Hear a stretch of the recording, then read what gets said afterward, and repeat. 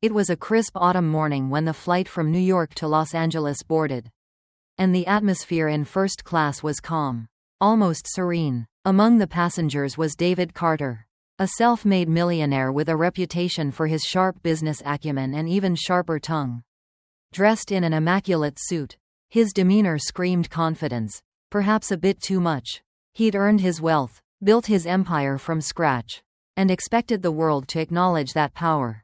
But then, something unexpected happened. As he strode down the aisle, he stopped in front of seat 3A, where Karoline Leavitt, a young congresswoman with a reputation for her bold political stance, was seated. David, assuming that a young woman like her didn't belong in first class, made a decision that would soon unravel his life. He had no idea that this would be the biggest mistake of his life. His arrogance was about to meet its match, and it would cost him everything. David's eyes narrowed as he glanced at Karoline, seated gracefully in her first-class seat, her expression calm and collected. With a quick, almost dismissive glance at her, he cleared his throat and said, "Excuse me, miss, but this is my seat. You're in the wrong place." Karoline looked up from her book, her sharp eyes meeting his with an air of quiet confidence. "I believe you're mistaken," she replied, her voice calm, yet firm. "I'm in 3A. If you check your ticket, you'll see you're in 3B. David scoffed, his face reddening. "Really? You think someone like you should be in first class? This is a place for people who've actually built something, not politicians with nothing more than empty promises." The words stung, but Karoline remained composed. She stood slowly, not with anger, but with a grace that seemed to throw David off balance. As she stood, the few passengers around them began to take notice. They could sense that something was about to happen. The tension was palpable. Karoline pulled out her ticket from her handbag and handed it to him with a slight tilt of her head. "Here you go, my seat, 3A, she said, her voice steady. David looked at the ticket, his face twisted in disbelief as he saw the truth. But his pride refused to relent. He didn't want to back down.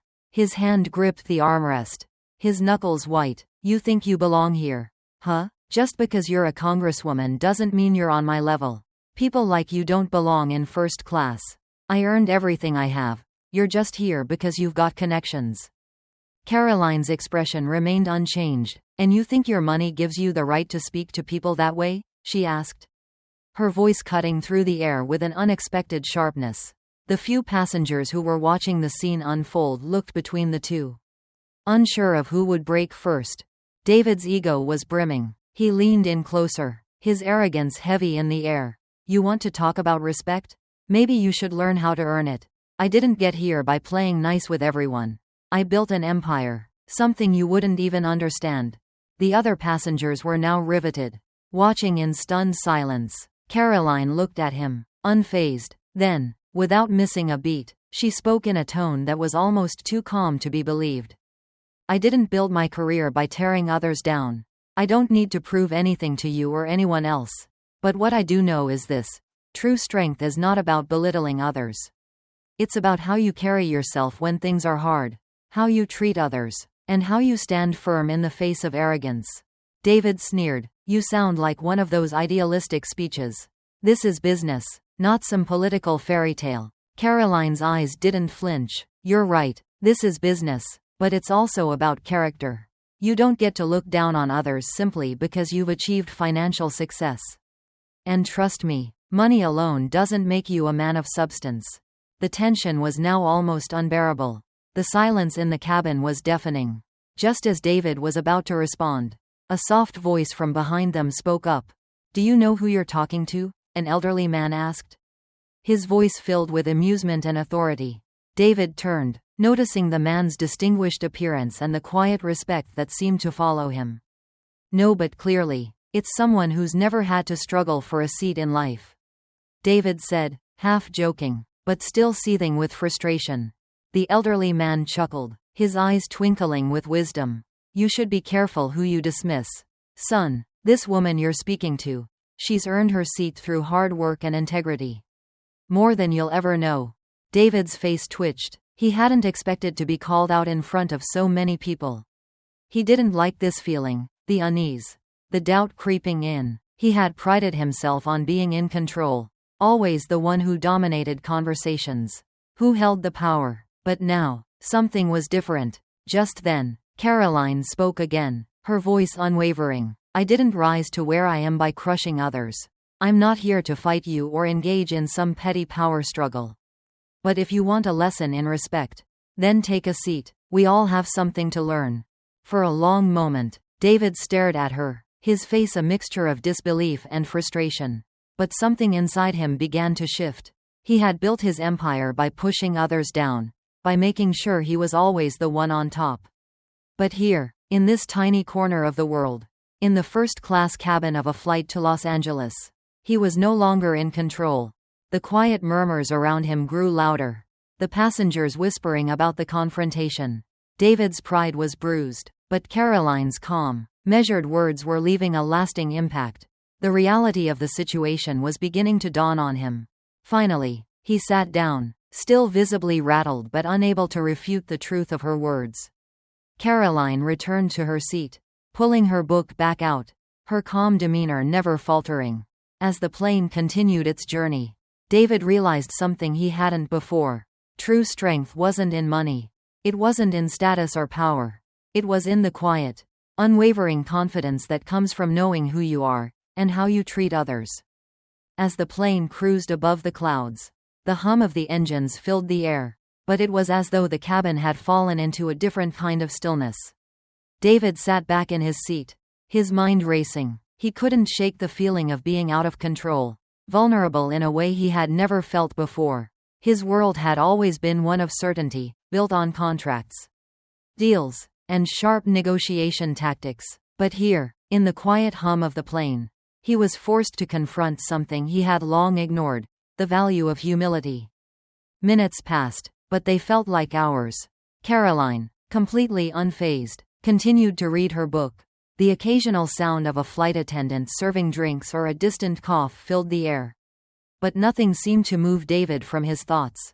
He glanced at the other passengers, who seemed to be deliberately ignoring him now.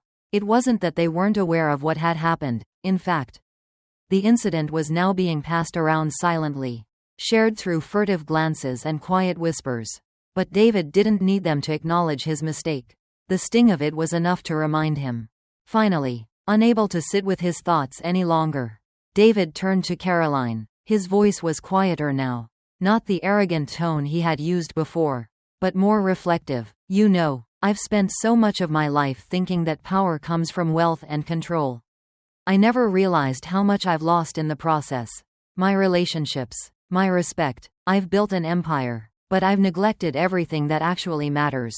Karoline didn't look up from her book, but her voice was calm and steady when she replied. It's easy to lose sight of what's important when you're focused solely on the next big deal, the next acquisition, the next number in the bank. But as you've just experienced, sometimes you have to lose your grip on that power to realize what you've been overlooking. David's fingers gripped the armrest again, but this time there was no anger, only an eerie sense of self-awareness. He had seen so many people like Karoline in his life. People who had come from humble beginnings but who had somehow managed to remain grounded, even when the world around them was screaming for them to change. I've been so focused on winning, he said quietly, but I think I've forgotten how to truly lead. Karoline turned a page in her book and then slowly placed it down on her lap. She shifted her attention to him, her eyes meeting his with an intensity that wasn't harsh, but understanding. Leadership isn't about showing others who's in charge. It's about inspiring them to be their best selves. It's about showing kindness and empathy, even when you're at the top. True leaders lift others, not push them down. David swallowed hard. The truth of her words hit him like a wave, knocking the wind out of him. The entire foundation of his life, built on power and control, felt suddenly irrelevant. He had always believed that being at the top meant being feared. But what he hadn't realized was that true power didn't come from making others small. It came from making them feel seen, heard, and respected. Before he could respond, a flight attendant came to collect their trays.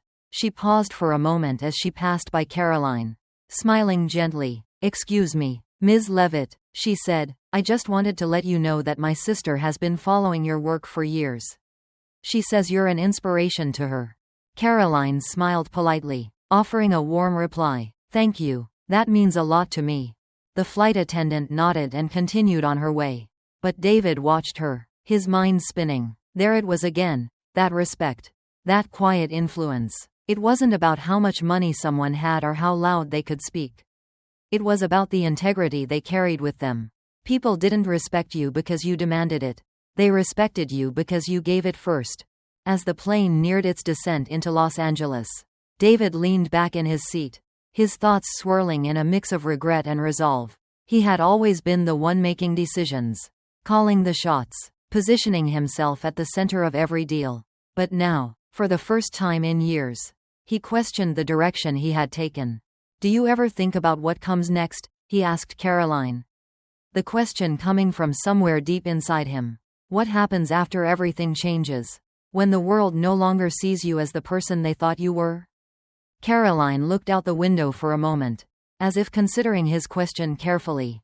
Then she turned back to him. Her answer simple but profound. "After everything changes, you find out who you really are, and who you want to become." David sat quietly, processing her words. He knew she was right. For all his business acumen, all his so-called successes, he had been running away from the one thing that truly mattered, becoming the best version of himself. It wasn't about the money, or the company. It wasn't about the respect of others or the titles he had earned. It was about the respect he had for himself, the person he was becoming, and the choices he made from this point forward. As the plane touched down, the finality of the moment wasn't lost on him. David Carter, the self-made millionaire, had been humbled, but perhaps that was the exact lesson he needed. He looked over at Karoline one last time, and for the first time, he felt a strange sense of gratitude. She hadn't just shown him his mistake, she had shown him the path to redemption. As the flight finally came to a smooth halt on the tarmac at Los Angeles International Airport, the cabin buzzed with the usual commotion of passengers preparing to disembark. David stood slowly, feeling a heaviness in his chest that had nothing to do with the long flight. The weight of his arrogance, the realization of his own flaws, seemed to weigh on him more than anything else. He had come to this point thinking he was at the top of his game. But now, he wasn't sure what the top even meant anymore.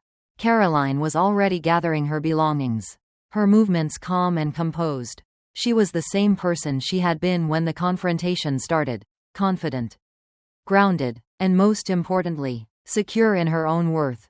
David hesitated for a moment. Watching her, he knew she had given him a lesson.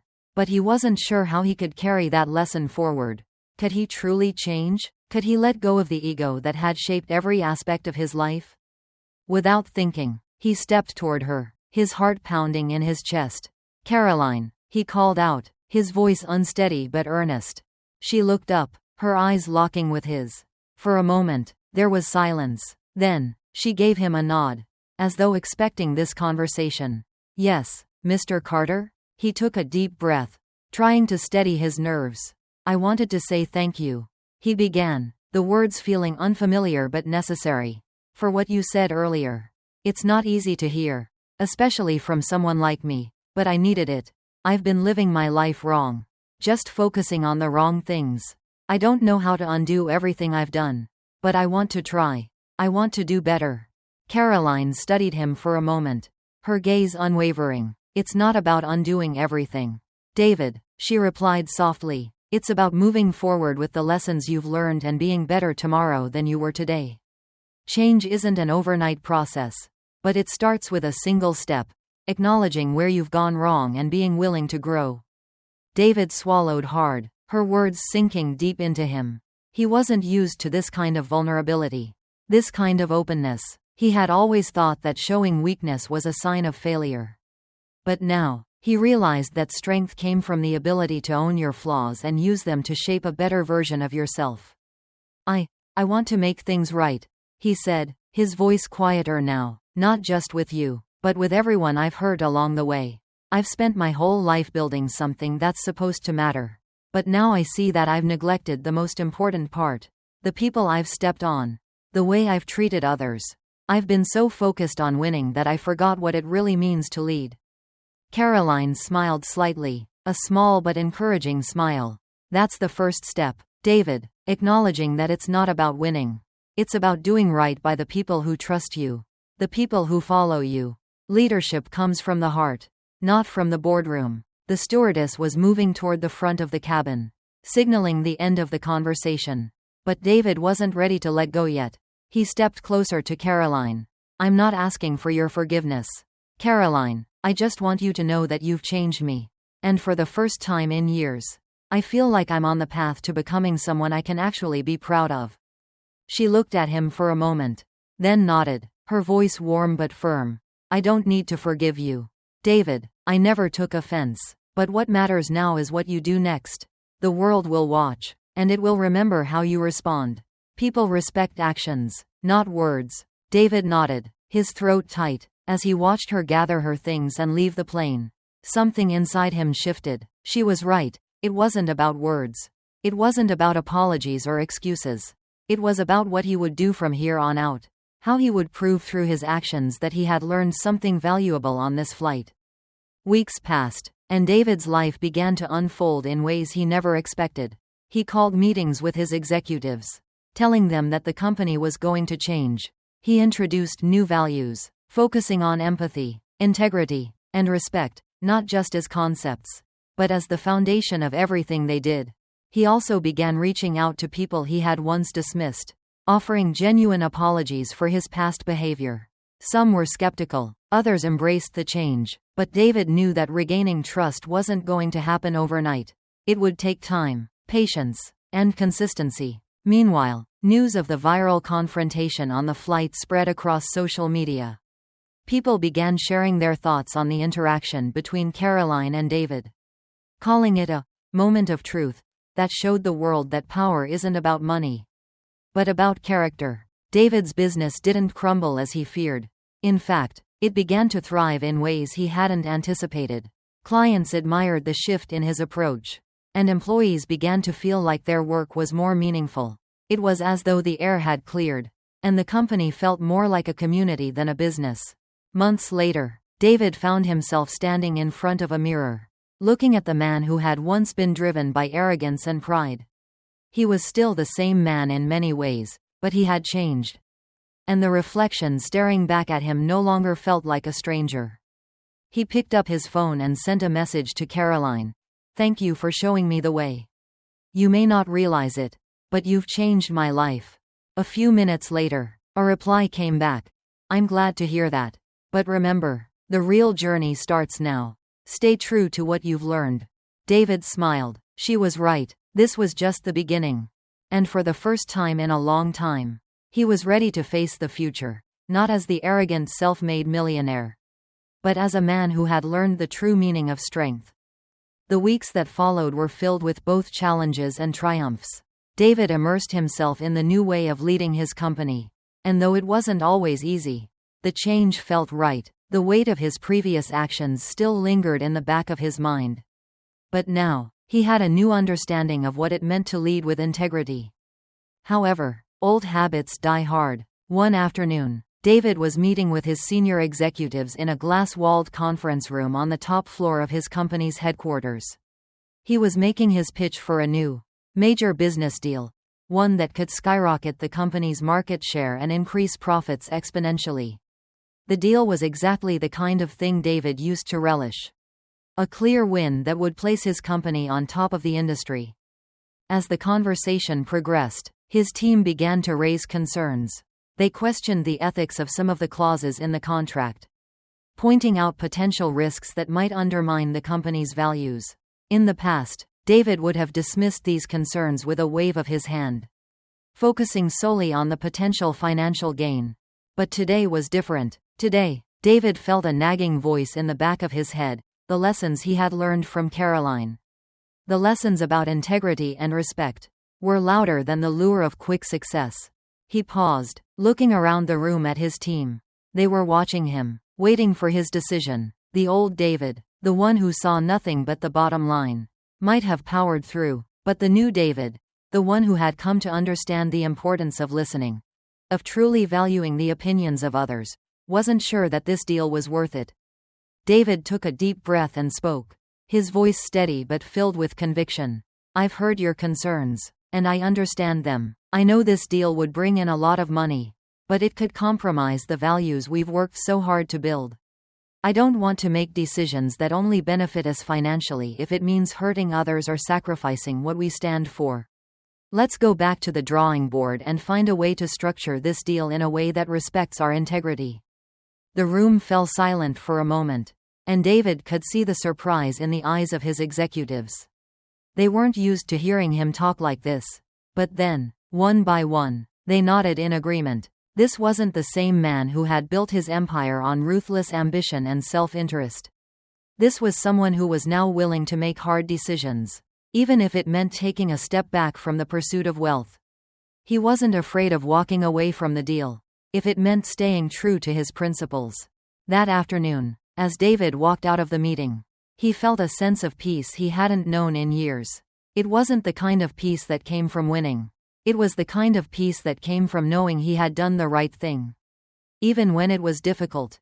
Later that evening, as he was driving home, his phone buzzed with a new message. It was from Karoline. How's the new approach working for you? The message read. David smiled. He hadn't expected to hear from her, but it felt good to know that she was still following his journey. He typed back quickly. I just made a decision I never would have made a year ago. It's not about making the most money anymore. It's about making the right choices. I think I'm on the right path. Karoline, thank you. Within seconds, she replied. I'm proud of you, David. But remember, the road isn't always going to be smooth. There will be more tough decisions ahead. But if you stay true to what you've learned, you'll be fine. David put his phone down, the weight of her words settling in. He knew she was right. The journey was far from over.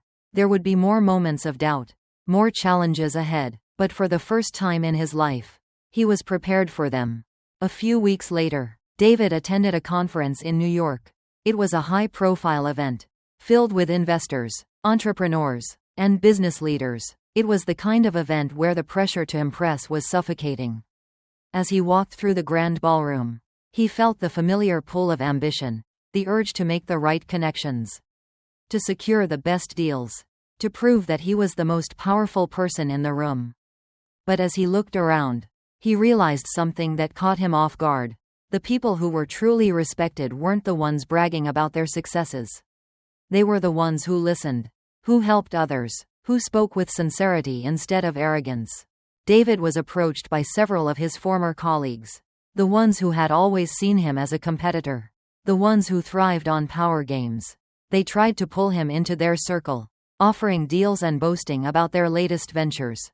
In the past, David would have been eager to impress them, to one-up them, but now, he simply smiled and excused himself, choosing to spend the evening with those who valued genuine connections, not transactional relationships. That night, as he sat in a quiet corner of the event with a small group of like-minded entrepreneurs, he realized that this was what success truly looked like. Not in flashy deals or power moves, but in the bonds you formed, the respect you earned, and the way you made others feel seen.